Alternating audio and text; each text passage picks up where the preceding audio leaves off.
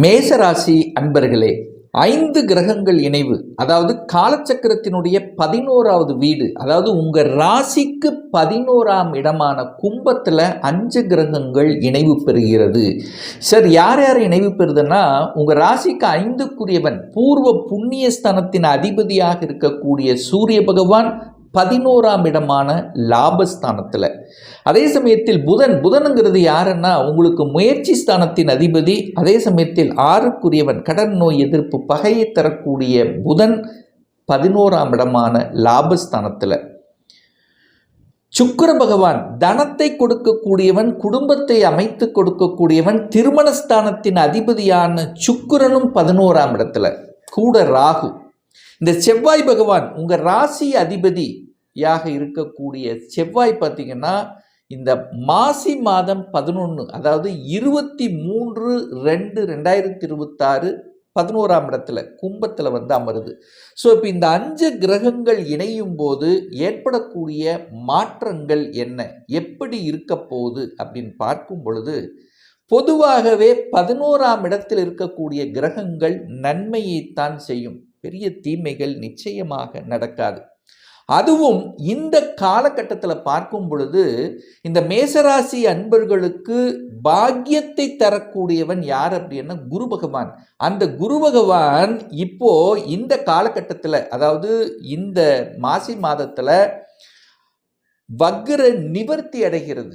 எப்போ நிவர்த்தி அடைகிறதுன்னா 11, கரெக்டாக சொல்ல போனால் 11/3/2026 அன்று பாக்யாதிபதியான குரு பகவான் வக்ர நிவர்த்தி அடைந்து 11ஆம் இடத்தை பார்க்கிறார். இந்த 5 கிரகத்தை பார்க்கிறார். அப்போ குரு பகவானுடைய பார்வையில் 5 கிரகம், பாக்யாதிபதி பார்வையில் 5 கிரகம் எப்படி உங்களுக்கு கெடுதலை செய்யும்? நிச்சயமாக கெடுதலை செய்யாது. குரு எந்த இடத்தை பார்க்கிறாரோ அந்த இடத்தை வளர்க்கும் என்கின்ற அடிப்படையில் 11ஆம் இடத்தை வளர்க்கப் போகிறது. அப்போ சூரியனை வளர்க்கிறது சுக்கிரன், புதன், ராகு, இது எல்லாத்தையும் அதனுடைய பலனை அதிகரிக்க செய்யும் அப்படின்னு அர்த்தம். அப்போ என்ன சார் பலன் நடக்க போகுது? 5க்குரியவன் 11ல் இருக்கார். பூர்வ புண்ணியம் பலப்பட போகிறது அப்படின்னு அர்த்தம். பூர்வீகம் சார்ந்த விஷயத்தில் இருந்து வந்த பிரச்சனைகள் உங்களுக்கு தீரப்போகுதுன்னு அர்த்தம். பூர்வீகம் சார்ந்த விஷயங்கள், குலதெய்வத்தின் அருள் சார்ந்த விஷயங்கள் நற்பலனை தர காத்து கொண்டிருக்கிறது. சார், 5ஆம் இடம் என்ன? குழந்தையை சொல்லக்கூடிய இடம். அவர் போய் 11ல் இருக்கு. அப்போ குழந்தைகளால் மனமகிழ்ச்சி, சந்தோஷத்தை கொடுக்கக்கூடிய அமைப்பு இருக்குல்லவா? நிச்சயமாக உண்டு. அதுவும் குறிப்பாக இந்த மேசராசி என்பவர்களுக்கு குழந்தை பாக்கியம் உண்டு. அடிச்சு சொல்லலாம், 100% சொல்லலாம்.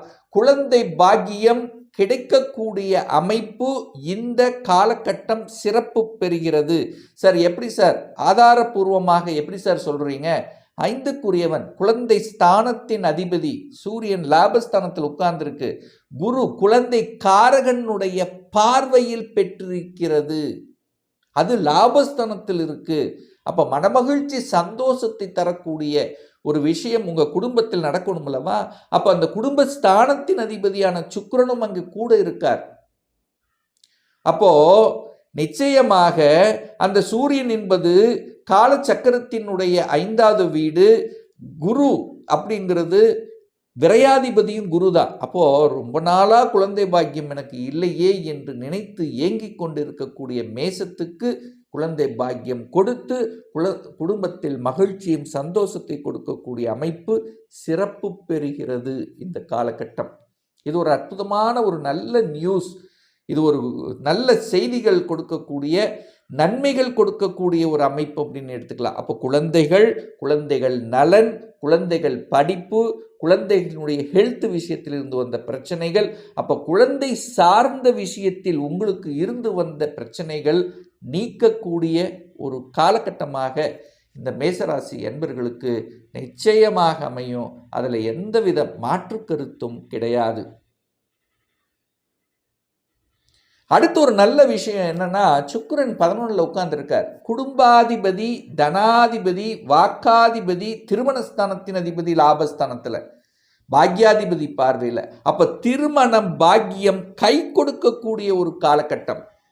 இப்போ மேசராசி என்பவர்களுக்கு நிறைய பேர்த்துக்கு பார்த்தீங்கன்னா திருமணம் நடக்கும், சுப காரியங்கள் நடக்கும், செலவுகளும் ஆகும். அப்போ குடும்பத்தில் செலவு செய்யணும் அல்லவா? அப்போ செலவு செய்யக்கூடிய அமைப்பு இருக்குது. ஏன்னா 11ஆம் அதிபதி 12ல் இருக்கிறதுனால நிச்சயமாக செலவு செய்வீர்கள். அந்த செலவு இந்த மாதிரி திருமணம் சார்ந்த விஷயமாக இருக்கட்டும், அல்லது குழந்தைகளுடைய படிப்பு சார்ந்த விஷயமாக இருக்கட்டும், ஒரு நல்ல செலவு செய்து உங்கள் குடும்பம் மேல், அதாவது அந்த அடுத்த நிலைக்கு செல்லக்கூடிய வாய்ப்புகளையும் நிச்சயமாக உருவாக்கும். அப்போ செலவு, வருமானம் இருந்தால் தான் செலவு செய்ய முடியும். அப்போ வருமானத்தையும் கொடுக்கும் அப்படிங்கிறதா இதில் இருக்கக்கூடிய அமைப்பு. அப்போது பொருளாதார மேன்மையை தரக்கூடிய ஒரு காலகட்டமாக அமையும். இங்கே ராகு இருக்கார், பிரம்மாண்டமாக எதெடுத்தாலும் பெருசாக பண்ணணும். இப்போ திருமணமா அப்படின்னா கூட பெருசாக பண்ணணும் அப்படிங்கிற எண்ணங்கள் தான் உங்களுக்கு அதிகமாக தோன்றிவிட்டுரும்.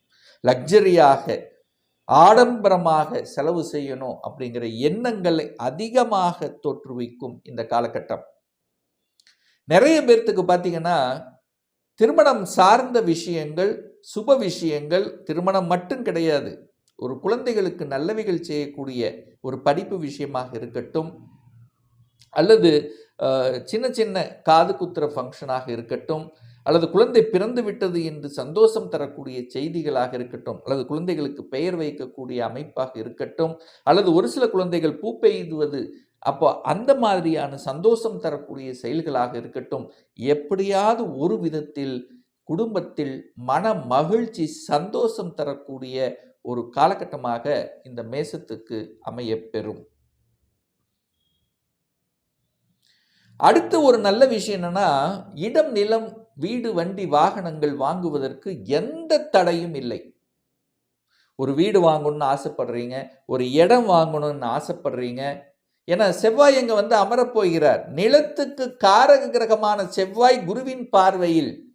அப்போ நிலத்தின் மூலமாக அனுகூலம், ஆதாயம், ரியல் எஸ்டேட் சார்ந்த துறையில் இருக்கின்றவர்களுக்கு வளர்ச்சி கொடுக்கக்கூடிய அமைப்பு, விற்பனையாகாத நிலங்கள் விற்பனையாகக்கூடிய தன்மை. அப்போ நிலத்தின் மூலமாகவும், இடத்தின் மூலமாகவும், வீட்டின் மூலமாகவும், வாகனத்தின் மூலமாகவும் நன்மை பயக்கக்கூடிய ஒரு காலகட்டமாக இந்த மேசராசி அன்பர்களுக்கு நிச்சயமாக அமையும். அதில் மாற்று கருத்து இல்லை. தொழில் ரீதியில் நல்ல சேஞ்சஸ். இந்த மேசத்துக்கு பார்த்தீங்கன்னா இந்த காலகட்டம் திடீர்னு ப்ரமோஷன் கிடைக்கிறது, திடீர்னு இடமாற்றம் கிடைப்பது, அரசாங்க காரியங்களில் வெற்றியடைய செய்வது, அரசியல் சார்ந்த விஷயத்தில் நற்பலனை கொடுப்பது, அரசியலில் லாபம் அதாவது ஒரு புகழை பெறுவது, ஒரு பதவியை பெறுவது, இதெல்லாம் நல்லா இருக்கும். ஏன்னா சூரியன் சிம்மத்தை பார்க்கிறார், சூரியன் லாபஸ்தானத்தில் இருக்கார். அரசியல், அரசுக்கு காரக கிரகமான சூரியன் லாபஸ்தானத்திலிருந்து குருவின் பார்வை பெற்றிருக்கிறதுனால பெரிய மனிதர்களின் தொடர்புகளும் உங்களுக்கு ஏற்படுத்தும். அப்ப நல்லவைகள் நடக்கக்கூடிய ஒரு காலகட்டம் தானே. ஸோ இந்த 5 கிரகங்கள் இணையும் போது மேசத்துக்கு நன்மை தரக்கூடிய தன்மை தான்.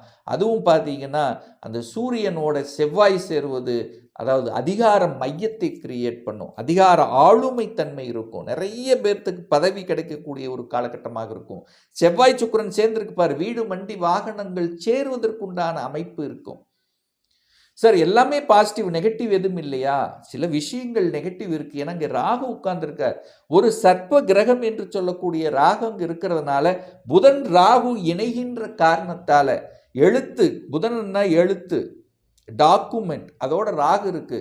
அப்போ நீங்கள் எந்த இடம், நிலம், வீடு வாங்கிறது, அந்த எழுத்து சம்பந்தப்பட்ட டாக்குமெண்ட் சம்பந்தப்பட்ட விஷயத்தில் கவனமாக இருக்கணும். இங்க நீங்க கொஞ்சம் எச்சரிக்கையோட இருக்கணுங்கிறத ஞாபகத்தில் வச்சுக்கோங்க.